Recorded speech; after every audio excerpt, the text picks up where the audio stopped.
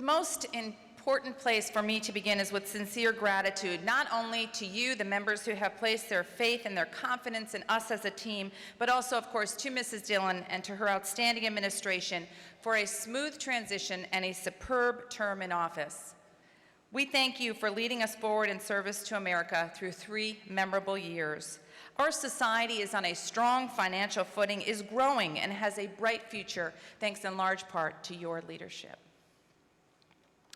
It is a privilege for me this morning to introduce to you the team, the mission, the work, and the priorities of the Van Buren administration, which will have the honor of serving our national society until June of 2022. We are so grateful for the confidence that you have placed in us, and we are so excited about the future of our beloved society. Together, we bring nearly 400 years of DAR involvement and membership, as well as a passion about the purpose and the future of our national society. Inspired by the astounding accomplishments of the daughters who went before us, we challenge you to bring new energy and new enthusiasm to your work. We want you to dream big dreams and achieve great things during our administration together. When we exit this auditorium this morning, we will together write the next chapter of history of the DAR story. And ladies, we must not settle for mediocrity. We can't just shuffle along satisfied with the status quo if we are going to achieve our society's full potential. And so I'm going to make this something of a participatory exercise this morning, as will be the entire 3-year administration. And so we'll test you out now. When I say, ladies, can we do it? I think you'll know the reply. So ladies, can we do it? Yes. All right. Excellent. I am indeed honored to have the privilege of serving as our National Society's 45th President General. I joined a DAR chapter in my hometown of Beacon, New York, 3 decades ago, Melzinga chapter, and I have found so much joy and fulfillment serving on essentially every level of the DAR ever since. I thank you to everyone along the way who had a belief in me, especially my family, who were introduced last evening. I also want to thank the members of my campaign team, who I stand, or if they would stand. I'd also like to recognize my wonderful friend Phyllis Murphy, who's sitting here on the platform. Phyllis, I like to tell her age wherever I go. She's going to be 95 in November, and she came all the way from California to share this day with me.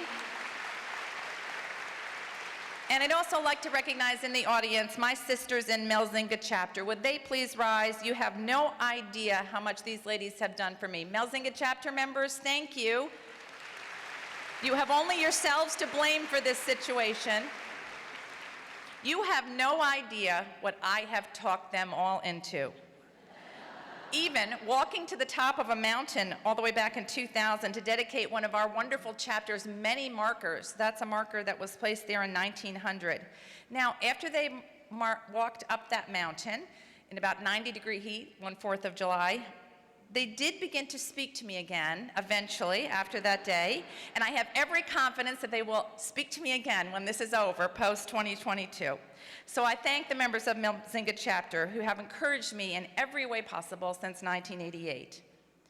So people have asked me, why did I choose the sun as the symbol of our administration? Well, certainly it's in part because I absolutely love the energy of that. But also it's kind of sentimental. My grandmother, who is seen here as a young bride just about a century ago, right before she would have gotten that first right to vote, wrote to me in college every week for 4 years. She included $10 of mad money, and she signed every letter, "You are my sunshine." So to me, this is a symbol that illustrates not only the energy and the vibrancy of today and tomorrow's DAR, but also it has a sentimental connection that binds me to the generations who went before us, to whom I think we all feel this joyful obligation as not only U.S. citizens, but members of the DAR. The foundation of our administration's mission is to energize members to rise up in meaningful service to America, and then, just as important, to shine by raising awareness of DAR's purpose, our relevancy, and our vibrancy through robust public outreach. Today's busy women will not take or make time for DAR unless we give them a purpose. And how are they to know about who we are or what we do if we don't tell them? The time is, in fact, now to write our own story, to think big and to accomplish great things and visible things wherever we have an engaged DAR chapter or DAR members. And so, ladies, I ask you, can we do it? Yes, we can. I like it. We recognize that these elements are inseparably connected. In order to attract vibrant women to our ranks, we must provide meaningful service opportunities within our chapters. Then we need to tell others, through public outreach, about our society and its good works. Is it any wonder that people don't know that we still exist when we sometimes act as an exclusive or an insular club? Well, we are responsible for fulfilling our service mission, and we are responsible for seizing opportunities, especially via today's social media, to tell others about the value proposition of DAR membership. And if we could have that slide advance, please. There we go. That service, that purpose and exposure will in turn attract still more women to our vibrancy, and they in turn will refuel our relevancy with passions of their own for meaningful service. So we view this as a virtuous cycle that both begins and ends with service. We have set a Service to America goal of 10 million hours of service during our administration, and I ask you, ladies, can we do it? Another important administration goal will be completing the final phase of restoration of DAR Constitution Hall. It is, quite frankly, a huge undertaking at approximately $9 million. However, I am both gratified and frankly relieved to report that due to the generosity of those who went before us, there are some funds available from dedicated accounts that were established for this very purpose. These visionary women recognized the need to gather and to safeguard funds for our buildings and their upkeep, and as a result, without touching any of the principal of these accounts, we have already been able to designate about half of the necessary funding, leaving a balance to raise of about $4.5 million to complete Phase 3. Phase 3 is what we are calling the subject of the Next Act campaign, and it will address every facet of our hall, from the seats to the ceiling. Let's learn why this is so important to us.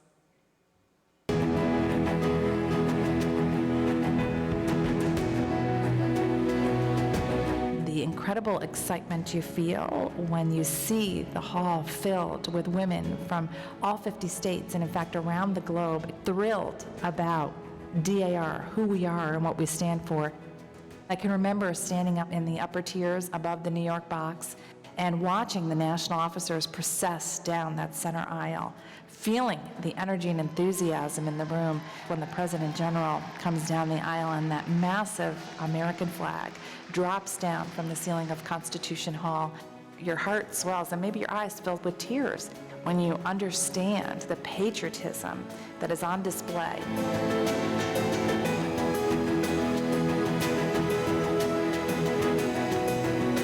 The women who founded our society and who have sustained our society. They were not only patriotic, but they were also bold and they were smart about what they did. And we owe it to them to ensure that this building continues for decades to come as a monument to the Constitution and as a vibrant center here in the District of Columbia.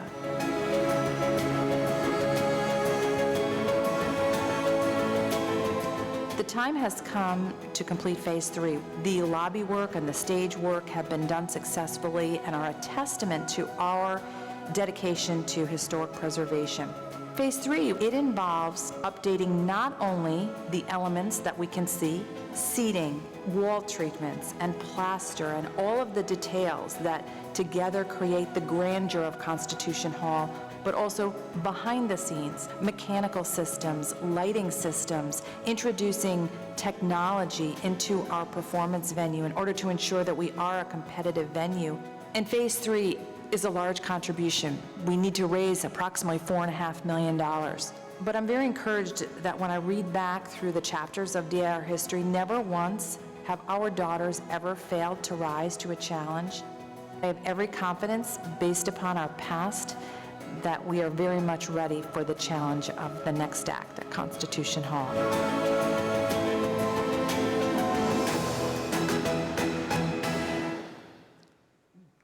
Can we do it, ladies? I know we can. Another important goal of our administration will be to work toward propelling our National Society's membership toward 200,000. It is ambitious, but as I stated earlier in the video, I have never seen DAR members shrink from a challenge, especially when we give you the tools you need to get the job done. Is it possible? Of course it is. Our membership, now at about 185,000, was once 209,000. We are growing. If we could see the first graph, please. We are growing. In the decade between 2008 and 2017, we grew by about 12%. To strive for 250,000 members, that's a 35% increase from current levels. That, of course, is our long-term strategic goal at the end of the America 250 celebration. It sounds ambitious, ladies, but it is achievable even if chapters post only a 5% net increase during each of these years as we march toward 2033. With this long-term planning horizon, it is attainable if we agree to together work hard and think big. And we must demonstrate the value of DAR so that we can reduce the number of drops and resignations. I'd like to take a moment and ask all of those who are able to stand, who are seated on the floor, and probably everyone who's in the boxes here along the row, if you would please stand for me. You're going to be part of my participatory exercise this morning. So on the seat, on the floor of Constitution Hall, there are 1,092 seats. And so we have some empty seats, so that's why I've asked the folks to rise up here. And I want you to visualize how many people are standing now in our beloved auditorium. Well, would you believe that we lost not 30 times, not 40 times this number, not even 50 times this number of women in the last decade, but 75 times the number of people you see standing to drops and resignations. Multiply those standing in your mind 75 times over, and it's pretty sobering, isn't it? So you may be seated. These women represent only a small fraction of the number who failed to recognize our value proposition and who abandoned their membership. If you could forward the next slide for me, please. That includes the next chart. These are the folks who dropped their membership and who never caught the magic of DAR. They represent a staggering 76,000 members during the last decade. Well, I believe that a combination of warmth and purpose, attraction and retention will help us to reach our goals, together as a team focused on an important mission. And so I ask you, ladies, can we reach 200,000 members? And I will tell you that our administration's pledge is that we will continue our efforts here at our headquarters to innovate and to support our genealogy department in order to improve our ability to approve more applications and to do so faster. We have increased the department. Thank you. We have increased the department. We have raised starting salaries, and we are authorizing overtime. But we must continue to investigate and to invest in technology that will enable us to bring more women into DAR more efficiently. And for that, you have our pledge. So now let's talk a little business. If you could again advance the slides for me. Thank you. We have a couple of changes to our committees. First, how we informally group them. We're going to group them into service categories, genealogy, special, and administrative categories. You should know that the special projects grants are going to be refocused as the DAR Historic Preservation grants, and they will be placed beneath the Historic Preservation Committee. Why are we doing this? It was a recommendation of the Long Range Planning Commission in part because this is the only funding mechanism that the DAR has to support historic preservation, and we feel that we can make a meaningful difference on the eve of the 250th anniversary by concentrating on historic projects. Also, the Educational Resources Committee will now be realigned as a vice chairmanship beneath our popular Community Classroom Committee.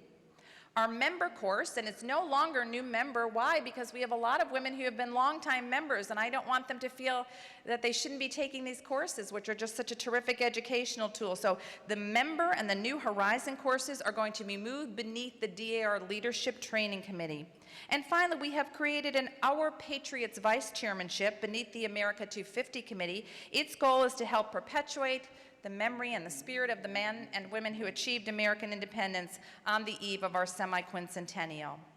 And now on to some of our fun themes. Our DAR school symbol is going to be a school of patriotic sunfish. And our theme is Hooked on DAR Schools, so I hope that you will get into the swim of things in supporting education in this way. Secondly, we all know the importance of junior members to the future of DAR, and so our symbol here is a flock of sassy fireflies with a theme of Juniors Light Up Our Lives. I hope you will find ways to help them light up your chapter and your state on behalf of our mission. Juniors, as we all well know, are our future. The 2019 NIP is now available on the members' website, and printed copies will be mailed to all chapter regions of record. Exciting committee themes are included in it. I hope you will read every word cover to cover. We have some significant commemorative events coming up. Conservation's going to focus on plastics and the environment. Women's issues in this first year on preventing domestic violence. DAR service to veteran efforts such as Wreaths Across America. Each of our committees has an administration focus, and we hope that you will find ways to connect your chapter to our administration themes. Please review the NIP carefully and find those committees and commemorations that will best resonate within your chapter and within your community. Here's a very important announcement. In an effort to encourage volunteerism, to incentivize public relations outreach, to improve communication, and to recognize those chapters that help to sustain our society by assisting other chapters, substantial changes have been made to the Chapter Achievement Award form for the first time in decades.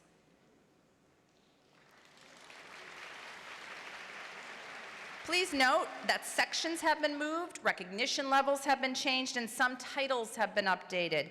You must pay close attention and you must discard any previous CAA forms. We hope you agree that the changes we've implemented will help us to reach our strategic goals of increased membership, meaningful service, financial stability, and leadership training. We all know that we had a historic ballot vote at this Continental Congress, and the voters have spoken. We must now unite and move forward together to ensure continued operation and success of our important insignia operation. We know how critical it is to the entire DAR experience, don't we? On behalf of our executive officers and the staff here at your national headquarters, as well as the members of the Insignia Task Force, you have our commitment and our promise that the sun will come up tomorrow, and that we will continue to ensure that members have access to high quality, beautifully designed, and meaningful insignia. And for that, ladies, I will tell you, I know that we can do it.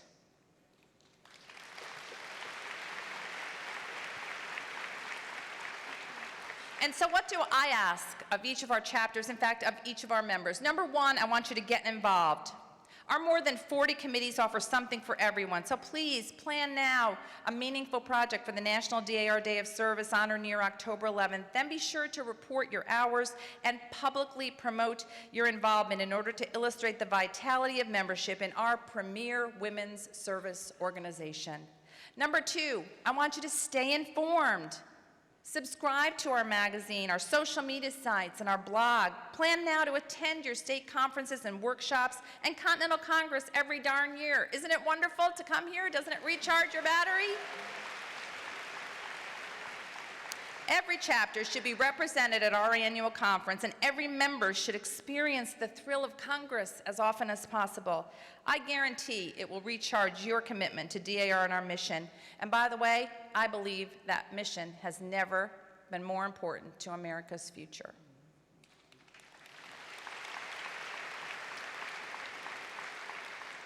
And number three, we did have a slide for this, but perhaps we're not putting it up for some reason. But number three, I want you to attract others. We have assembled tools, we've assembled programs, and we have volunteers in place that will assist you in retaining and attracting new women to our work. Let us commit to one another that we will strive for a 10% net increase in membership annually. Ladies, can we do it? And so I will end as I started with a simple thank you. Let us together indeed rise and shine for America. We welcome your ideas, your service projects, your enthusiasm in order to shine a whole new light on DAR and our critically important mission. Some people wonder if they have ever made a difference. Not us. As members of the DAR, we are the living promise of America that spans from its founding to its future. Our mission has never been more important. And so I ask you one last time, ladies, can we do it? Yes, we can. Well, let us rise and shine for America. Thank you for the confidence you have placed in us.